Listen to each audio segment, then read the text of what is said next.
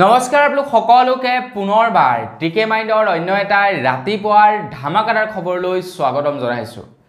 আজি হৈছে সপ্তাহটোৰ প্ৰথম খবৰ আপোনালোকৰ কাৰণে কেইবাটাও গুৰুত্বপূৰ্ণ খবৰ লৈ আহিছো যিটো প্ৰথমৰ পৰা শেষলৈকে চাই থাকিব। বহুকেইটা খবৰ আছে, বহুকেইটা ধামাকাদাৰ খবৰ আছে, তো সম্পূৰ্ণকৈ চাব। বহুতো ভাল ভাল খবৰ আপোনালোকে জানিব পাৰিব। আগবাইছো প্ৰথমটো খবৰ ফালে। প্ৰথমটো খবৰ ওলাইছে মহিলা চৰকাৰী কৰ্মীসকলৰ কাৰণে। তো মহিলা চৰকাৰী কৰ্মচাৰীসকলৰ কাৰণে এতিয়া বছৰেকত 6টাকৈ দিন ছুটি দিয়াৰ ব্যৱস্থা কৰিব বুলি জনাইছে কেন্দ্ৰ চৰকাৰৰ ফালৰ পৰা। অসম চৰকাৰৰ চাকৰিয়ালেই হওক বা কেন্দ্ৰ চৰকাৰৰ চাকৰিয়ালেই হওক, মানে ৰাজ্য চৰকাৰৰ চাকৰিয়ালেই হওক বা কেন্দ্ৰ চৰকাৰৰ চাকৰিয়ালেই হওক, প্ৰত্যেকৰ কাৰণে, প্ৰত্যেক মহিলাৰ কাৰণে বছৰেকত 6টাকৈ দিন তেওঁলোকক ছুটি দিয়া হ'ব বুলি জনাইছে। এনে বাকি চাকৰিয়ালবিলাকে যি নেকি ছুটি পায় সেই ছুটিটো পাবই। তাৰ লগে লগে মহিলা যদি হয় তেনে বছৰেকত 6টা ছুটি স্পেচিয়েল লাভ কৰিব। ইয়াৰ একমাত্ৰ ৰিজন হৈছে মহিলাসকলৰ যি নেকি মাহেকীয়া, সেই মাহেকীয়াৰ বাবে তেওঁলোকক 6টা স্পেচিয়েল ছুটি প্ৰদান কৰা হ'ব আৰু সেই 6টা ছুটিৰ বাবে তেওঁলোকৰ কোনো ধৰণৰ পইচা পাতি নাকাটে বুলি জনাইছে। মানে চেলেৰি তেওঁলোকৰ নাকাটে, চেলেৰি নকটাকৈ তেওঁলোকক বছৰি 6টাকৈ ছুটি প্ৰদান কৰা হ'ব। তো মহিলা কৰ্মচাৰীসকলৰ বাবে এইটো এটা ভাল খবৰ। আপুনি যদি এগৰাকী মহিলা তেন্তে ভিডিঅ'টোত কিন্তু লাইক এটা কৰিবলৈ নাপাহৰিব। আগবাইছো ইয়াৰ পাছৰটো খবৰ ফালে। আপোনালোকে বাৰু UPI ট্ৰানজেকশ্যন কৰে নে নকৰে কমেণ্ট এটা কৰি জনাব। বা আপোনালোকে ক'ৰবাত কিবা বজাৰ কৰিবলৈ গ'লে ডাইৰেক্টলি কেছ পইচা দিয়ে নে আপোনালোকে অনলাইন ট্ৰানজেকশ্যন কৰে কমেণ্ট এটা কৰি জনাব। এতিয়া সকলো জেগাতে বৰ্তমান সময়ত অনলাইন ট্ৰানজেকশ্যন হৈ পৰিছে আৰু অনলাইন ট্ৰানজেকশ্যন হোৱাৰ ফলত আমাৰো সুবিধা হয় আৰু যিজন নেকি দোকানী তেওঁলোকৰো সুবিধা হয়। সাপোজ যেনিবা আপোনালোকৰ 62 টকা এটা বজাৰ হৈছে, তো আপুনি কি হয় হয়তো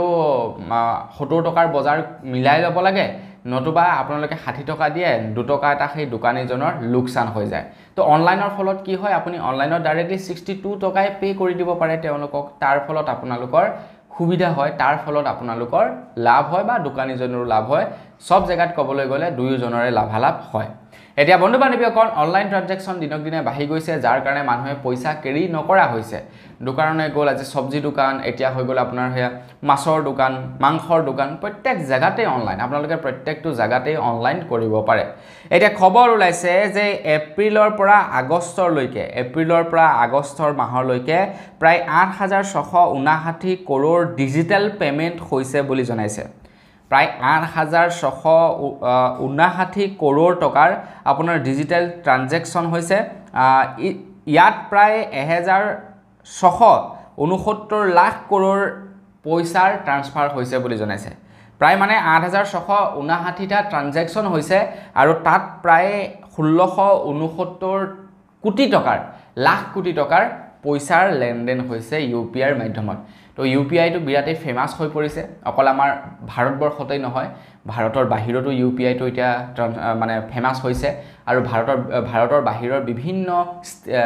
দেশবিলাকে এই যি নেকি UPI চিষ্টেমটো আমাৰ ভাৰতৰ পৰা এডপ্ট কৰিছে। আগবাইছো ইয়াৰ পাছৰটো খবৰ ফালে। ইয়াৰ পাছৰ খবৰটো ওলাইছে গুজৰাটৰ পৰা। গুজৰাটত ডাঙৰ এটা ৰেল এক্সিডেণ্ট হোৱাৰ পৰা হঠাৎ বাচি গ'ল। খবৰ ওলাইছে গুজৰাটৰ কোনোবা দুষ্ট চক্ৰই গুজৰাটৰ ৰেল পাত্ৰিৰ মানে ৰেলৰ যিটো নেকি চিৰি থাকে, তো সেই চিৰিৰ নট বল্টটোত খুলি কোনোবাই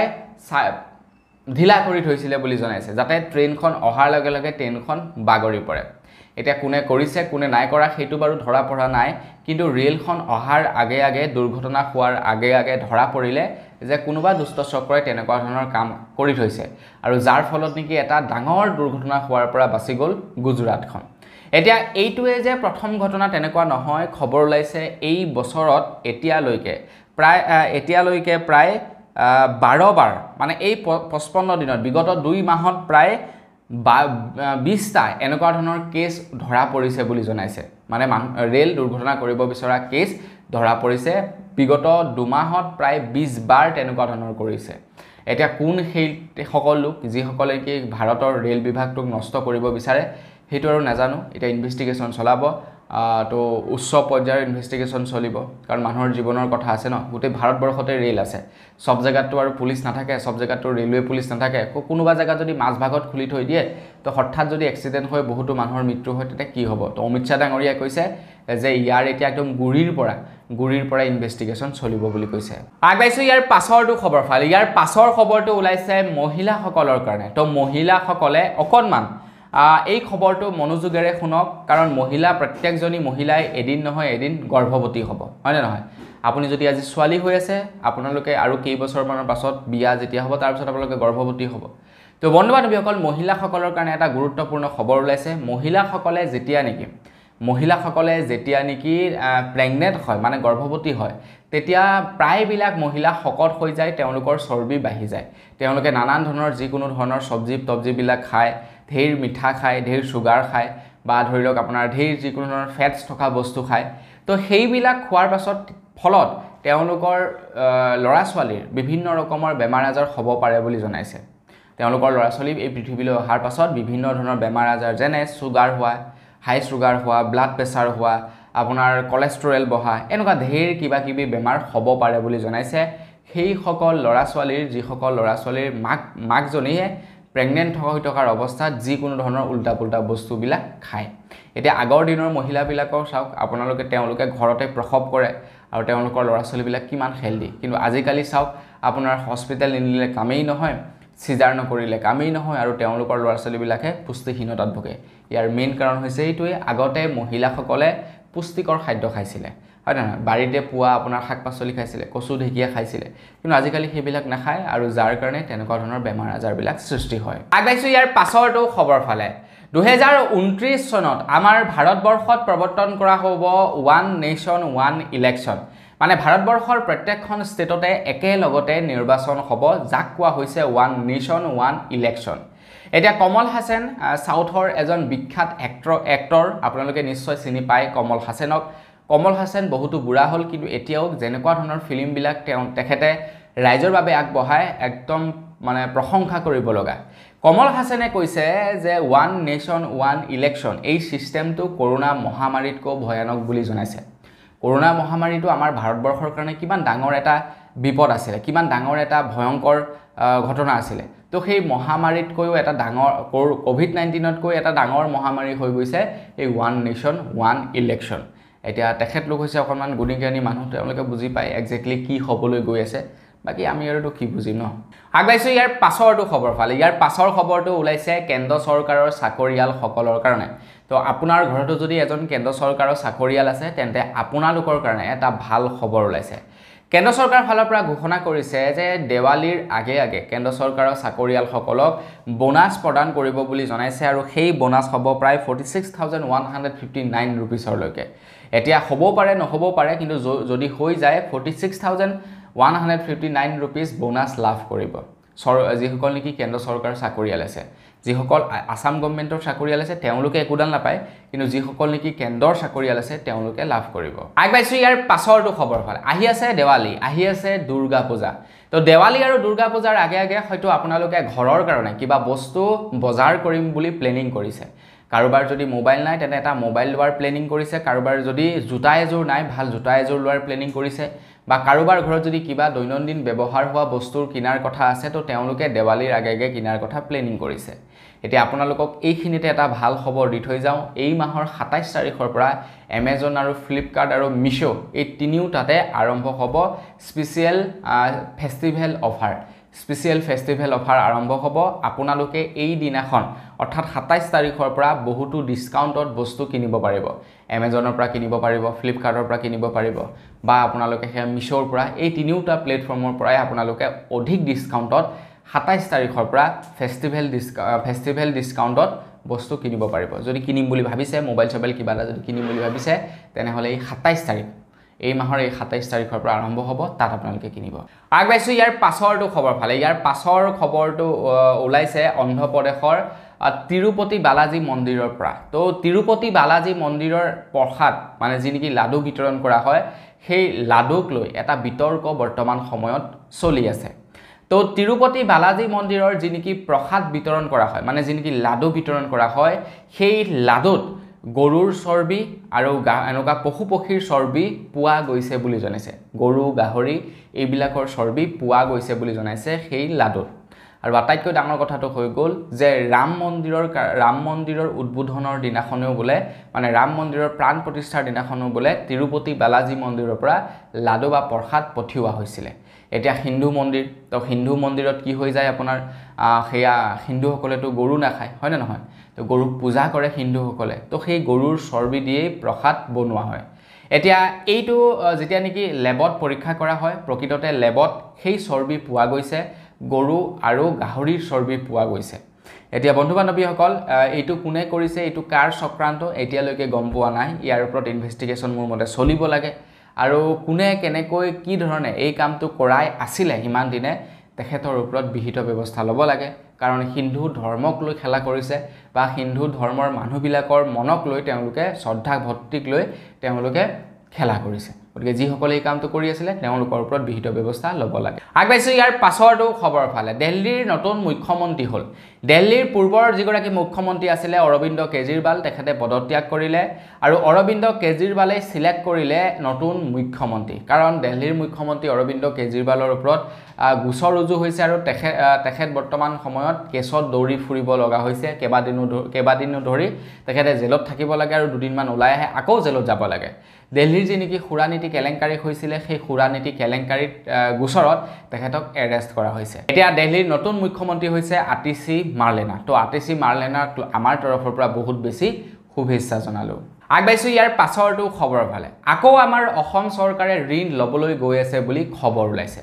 আগন্তুক এসপ্তাহৰ ভিতৰত অসম চৰকাৰে আৰু দুবাৰকৈ লোন ল'ব বুলি জনাইছে অসম চৰকাৰে ইটোৰ পাছত সিটোৰ পাছত সিটো লোন লৈ আছে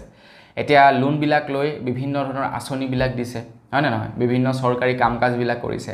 এতিয়া আগন্তুক এক সপ্তাহত আৰু দুবাৰ লোন ল'ব বুলি জনাইছে খবৰ লোৱা অনুসৰি 14 ছেপ্টেম্বৰত ল'ব 250 কোটি টকা আৰু 17 ছেপ্টেম্বৰত ল'ব 500 কোটি টকা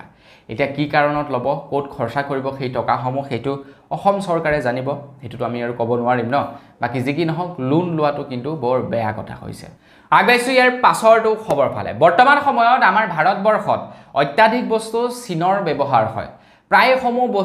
সমূহ ইলেক্ট্ৰনিক সামগ্ৰী চাইনাৰে ব্যৱহাৰ হয় এটা ফাউণ্ডাৰ্ছ বিলাক ভাৰতবৰ্ষৰ থাকে কিন্তু তেওঁলোকে ইলেক্ট্ৰনিক সামগ্ৰীসমূহ কি কৰে আপোনাৰ চাইনাৰ পৰা বনাই আনে ভাৰতৰ লেবেল লগায় আৰু তাৰ পাছত ভাৰতীয় মানুহক বিক্ৰী কৰে সাপোজ এই মোবাইল বিলাকে ধৰি লওক এইবিলাকৰ ধৰি লওক পাৰ্টছ বিলাক সেই চাইনাতে বনায় কিন্তু চাইনাৰ পৰা আনে ইয়াতে এটা নতুনকৈ নাম দি ইয়াতে কি কৰে বিক্ৰী কৰে কিন্তু মেইনলি ক'বলৈ গ'লে এই বস্তু সামগ্ৰীবিলাক চাইনাৰে এতিয়া এই খবৰটো আপোনালোকক কি কাৰণে দিবলৈ গৈছো এটা খবৰ ওলাইছে লেবেনান নামৰ যিখন নেকি দেশ আছে তো সেই লেবেনান নামৰ দেশখনতো আমাৰ ভাৰতৰ নিচিনাকৈ বাহিৰৰ পৰা তেওঁলোকে সামগ্ৰীবিলাক আনে আৰু যিখন দেশৰ পৰা তেওঁলোকে আনে তো সেই দেশখনে কি কৰিলে প্ৰেজাৰ নামৰ এটা সামগ্ৰীত কি কৰে বিস্ফোৰক বস্তু ভৰাই দিয়ে আৰু তাৰ পাছত গোটেই লেবাননত আপোনাৰ ব্লাষ্ট কৰি দিয়ে আৰু তাৰ পাছত পুৰা বহুতো ক্ষয়ক্ষতি হয় বহুতো মানুহ আঘাতপ্ৰাপ্ত হয় লেবাননত এতিয়া এইটো একেবাৰে সাধাৰণ কথা কৰিব পৰাটো সাপোজ এই মোবাইলটো চাইনাৰ পৰা আনিছে তো চাইনাৰ পৰা আনোতে কি হৈ যায় আপোনাৰ সব বস্তুবিলাক হেনো চেক নহয় বা স্কেনিং নহয় প্ৰায় 10% বস্তুহে স্কেনিং হয় আমাৰ ভাৰতৰ বৰ্ডাৰত যেতিয়া নেকি চাইনাৰ মানে ভাৰতৰ কাস্টমত যেতিয়া নেকি চাইনাৰ পৰা ভাৰতলৈ বস্তুটো আহে অকল 10% বস্তুৰহে বোলে চেকিং হয় গতিকে বাকি যি 90% বস্তু চেক নহয় তাত যদি কিবা ধৰি লওক বিস্ফোৰক বস্তু ভৰাই দিয়ে তাৰ পৰা অপাৰেট কৰি থাকে আহি বোলে মানুহৰ হাতত পালে দিলে ফুটাই ফুটি গ'ল শেষ মানুহ হয় না নহয় গতিকে আমাৰ ভাৰতে এইটো জোৰ দিব লাগে যে সামগ্ৰীবিলাক ভাৰততে ম্যানুফ্যাকচাৰ কৰিব পাৰি আগবাইছো ইয়াৰ পাছৰটো খবৰ ফালে আপোনালোকে বাৰু পিআইবি ফেক চেকৰ কথা শুনিছে নে নাই শুনা কমেন্ট এটা কৰি জনাবচোন এইটো হৈছে আমাৰ ভাৰতৰ বিশেষকৈ ক'ব গ'লে বিজেপি চৰকাৰ অহাৰ পাছত তেওঁলোকে এটা নতুনকৈ সংস্থা খুলিছিলে যিটোৰ নাম হৈছে পিআইবি ফেক চেক তেওঁলোকে কি কৰে ভাৰতবৰ্ষত ঘটি থকা যিবিলাক নেকি ঘটনা যিবিলাক নেকি ভাইৰেল নিউজ তাৰ ফেক চেক কৰে আৰু তাৰ পাছত সেই বাতৰিটো শুদ্ধনে ভুল জনসাধাৰণৰ আগত তেওঁলোকে প্ৰচাৰ কৰে এটা খবৰ ওলাইছে যে নেকি ফেক চেক নামৰ যেটো সংস্থা আছিলে তেওঁলোকে কি কৰিছিলে প্ৰকৃত সত্যতা নিৰূপণ কৰাতকৈ যেতিয়া নেকি কোনো এটা নিউজ চেনেল বা কোনো ব্যক্তিয়ে যেতিয়া নেকি বিজেপিৰ এগেইনষ্টত কিবা এটা প্ৰচাৰ কৰে তেতিয়া সেই বস্তুটোকহে তেওঁলোকে কি কৰে ডাইৰেক্টলি এটেক কৰে আৰু সেই বস্তুটোক তেওঁলোকে ভুল প্ৰমাণিত কৰে বাকি কিবা এটা উৰা বাতৰি ওলাইছে সেইটো সঁচানে মিছা তেওঁলোকে তাত বেছি গুৰুত্ব আৰোপ নকৰে কিন্তু বিজেপিৰ হৈ বা বিজেপি চৰকাৰক যদি কোনোবাই প্ৰশ্ন সোধে যদি কোনোবাই বিজেপি চৰকাৰৰ হৈ কিবা ভুৱা প্ৰচাৰ চলাই বা বিজেপি চৰকাৰৰ হৈ কোনোবাই যদি বাতৰি প্ৰচাৰ কৰে সেইটোতহে তেওঁলোকে জোৰ দিয়ে সেইটোকহে তেওঁলোকে টেক ডাউন কৰে এতিয়া এই যে নেকি PIB ফেক চেক ইউনিটটো আছিলে এইটোক এতিয়া উচ্চতম ন্যায়ালয়ে অসাংবিধানিক আখ্যা দি বন্ধ কৰি পেলালে বাপেকে যা বন্ধ হয় তহতে নিজৰ ব্যক্তিগত স্বাৰ্থৰ কাৰণে হেতু ব্যৱহাৰ কৰ কোনো দৰকাৰ নাই হয় না নহয় কোনোবাই এটা নিউজ প্ৰচাৰ কৰিছে এটো মানুহৰ বাক স্বাধীনতা আছে এটো নিউজ মিডিয়া হৈছে আপোনাৰ গণতন্ত্ৰৰ চতুৰ্থ স্তম্ভ ততে তেওঁলোকক দবাব বিচাৰিছ তহতে নিজে বন্ধ হৈ থাক এটা সুপ্ৰিম কোৰ্টে কি কৰিলে হেতুক অসাংবিধানিক আখ্যা দি বন্ধ কৰি দিলে বাপেকে ভাল পাইছো এটি আগবাইছো একেবাৰে হেখৰটো খবৰ ফালে একেবাৰে হেখৰ খবৰটো ওলাইছে অৰুণোদয় আঁচনিৰ ওপৰত 19 সেপ্টেম্বৰ তাৰিখৰ দিনাখন অৰুণোদয় আঁচনিৰ শুভাৰম্ভণি হয় 19 সেপ্টেম্বৰ তাৰিখৰ দিনাখন অৰুণোদয় আঁচনি 3.0 দিনৰ 11টা বজাত শুভাৰম্ভণি কৰে তো এতিয়া নতুনকৈ প্ৰায় 19 লাখতকৈ অধিক মহিলাই অৰুণোদয় আঁচনিৰ পইচা লাভ কৰিব সৰি 19 লাখ নহয় কিমান আছিল পাহৰিলে এক্স্যাক্টলি বাকি যি কি নহওক নতে অৰুণোদয় আঁচনিৰ পইচা লাভ কৰিব মহিলাসকলে এইবাৰ কিন্তু অৰুণোদয় আঁচনিৰ হিতাধিকাৰীসকলক DBT একাউণ্টৰ জৰিয়তে পইচা দিয়াৰ কথা উল্লেখ কৰিছে তো অসম চৰকাৰে জনাইছে যে ভাৰতবৰ্ষৰ এইখনেই প্ৰথম আঁচনি যিখন আঁচনি DBTৰ জৰিয়তে ইমানবোৰ মানুহক একেলগতে প্ৰত্যেক মাহে পইচা দিয়া হয় তো গতিকতে আপোনালোকেও DBT এটা একাউণ্ট খুলিব তো বহুলোকে সুধি আছিল DBT একাউণ্ট কি ইয়াৰ ওপৰত মই এটা ভিডিও আপোনালোকৰ কাৰণে বনাম বাৰু আপন নিউজ চেনেলত তো আপোনালোকে তেতিয়া বুজিব পাৰিব যে DBT একাউণ্ট মানে কি সেই একাউণ্ট কেনেকৈ খুলিব লাগে ক'ত খুলিব লাগে সকলো বিলাক তথ্য আপোনালোকক জনাই দিম বহুত ঘামিছো ভিডিও বিলাক শৰ্ট কৰিবলৈ ট্ৰাই কৰিছো বুজিছেনে ঘামিছে আমি অৱস্থা নাই ভিতৰ ফালে আমি অৱস্থা নাই তো আজি ভিডিও দিবানে পুনৰ এটা ভিডিও লগ পোৱাৰ খাতিৰ বিদায় মাগিছো ধন্যবাদ জয় অসম